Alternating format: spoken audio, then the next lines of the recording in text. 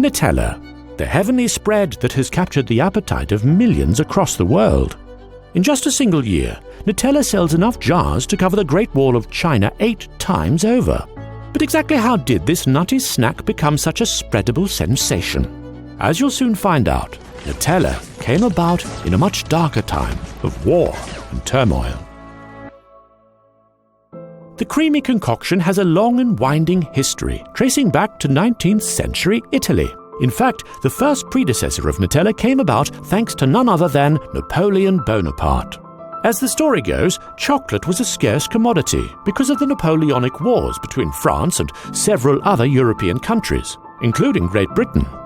Now, Britain was a global centre of commerce, and Napoleon naturally forbade French allies and neutral colonies from trading with the British in an attempt to destroy their economy.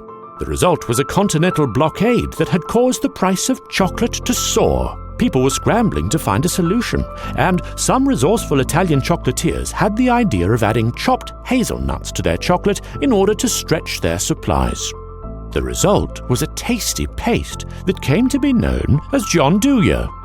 Whilst popular during the war, it faded into obscurity once cocoa imports returned to full swing. But you know what they say, history repeats itself, and it wasn't long before the shadow of another dictator threatened the Italian chocolate industry once more. Italian chocolate lovers just couldn't catch a break, it seems, as the country once again found itself in crisis in the wake of World War II. But the Italians were industrious and went back to their old ways of stretching their limited chocolate supply. This time, however, a pastry maker named Pietro Ferrero would take gianduja to the next level. He created a new recipe using hazelnuts, sugar, and the tiny bit of cocoa he could get his hands on. The result was a thick, sweet loaf that he dubbed gianduot. If you're having trouble imagining a version of Nutella that had to be cut with a knife, then don't worry, it never really caught on. However, this failure did not stop Ferrero from trying again. He hit the drawing board, and in 1951 he came up with a spreadable version. He called it Super Crema, and although its name was gimmicky, its taste was not. Since it was spreadable, even a tiny bit of it went a long way, and the price made it accessible to the chocolate lovers who couldn't afford the real thing. The consequences of World War II, of course, continued to send shockwaves throughout the world, but at least people finally had an affordable way to satisfy their sweet tooth. Now we fast forward to 1964, when Super Crema's recipe was adjusted for mass production and rebranded as Nutella. By that point, Pietro had handed over control of the company to his son, Michele. Over the next few decades, he would spread Nutella across Europe and then the United States, creating an empire that would have put Napoleon to shame.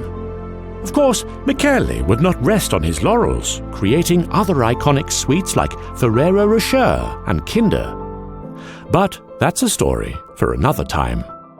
Perhaps Michele's greatest strategy, however, was his focus on secrecy. For under his tenure, the company refused to hold press conferences or to give anyone access to their plants.